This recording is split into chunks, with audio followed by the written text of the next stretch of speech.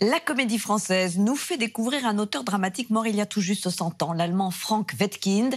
Il fait son entrée au répertoire avec L'Éveil du printemps. À sa création à Berlin en 1906, la pièce sur la puberté, la sexualité des adolescents, sans tabou, avait fait scandale. Une tragédie enfantine dont les psychanalystes se sont emparés et qui avait dû sa notoriété à l'auteur. Elle est ici mise en scène par Clément Hervieux-Léger dans une scénographie, et c'est la première fois, de Richard Peduzzi, Frank Wedekind dans toute sa modernité par Sybille Véron.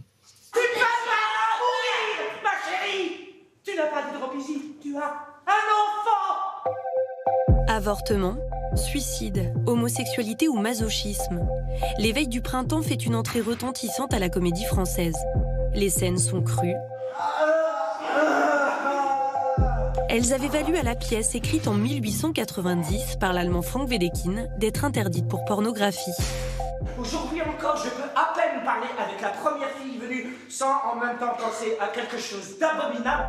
Un texte moderne et poétique surnommé tragédie enfantine par l'auteur lui-même.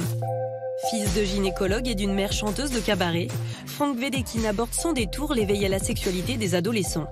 Il n'y a pas beaucoup de pièces du répertoire qui nous parlent aussi bien de l'adolescence. Je pense que c'est un âge qui reste très mystérieux. Il y a des élans, il y a des moments de grande joie, et notamment de grande joie collective, et c'est ça que j'aime beaucoup dans la manière dont il parle du groupe, et j'ai voulu que le groupe soit vraiment présent. Mais c'est aussi des périodes où on se cherche, où on ne sait pas très bien qui on est. En tout cas, ma robe de petite fille me va mieux que cette chemise de nuit.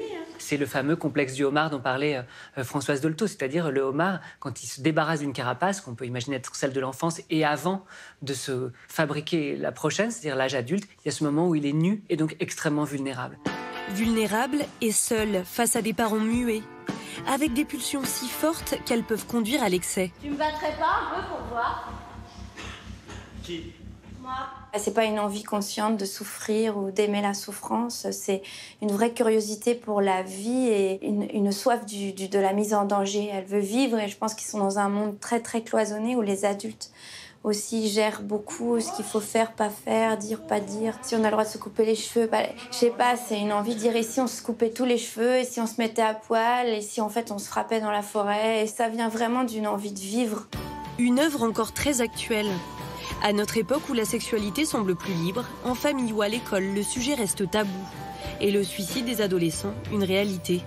C'est une réalité que je crois le monde des adultes préfère ne pas voir, en tout cas ne pas forcément porter la responsabilité de ces jeunes gens qui décident de se donner la mort plutôt que de continuer à vivre alors qu'ils ont l'avenir devant eux. Je pense que c'est des questions qu'il faut poser. La vie m'a tourné le dos. Une vingtaine de personnages se donnent la réplique sur scène. Un projet de troupe qui colle à la Comédie Française où les comédiens ont la carrure d'interpréter des rôles d'adolescents. Les rôles tels qu'ils sont écrits demandent une maturité et une maîtrise d'un point de vue de l'acteur que même le plus doué des jeunes acteurs à 16 ans n'est pas complètement capable de prendre en charge. D'abord aussi parce que je pense qu'il faut avoir un peu vécu pour pouvoir avoir la distance suffisante pour aborder ces rôles-là. Aux côtés des pointures, le plus jeune pensionnaire du Français, 24 ans, retraverse lui aussi son adolescence. Oh, à toi, cochon! Ce qui était plutôt excitant quand même, c'est de se replonger là-dedans, de revoir ce que c'était.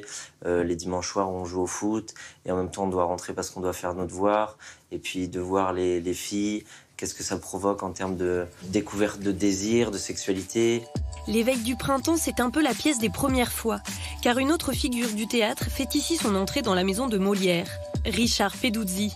Célèbre scénographe français, fidèle de Patrice Chéreau comme Clément Hervieux-Léger, il signe un décor hors du temps et symbolique.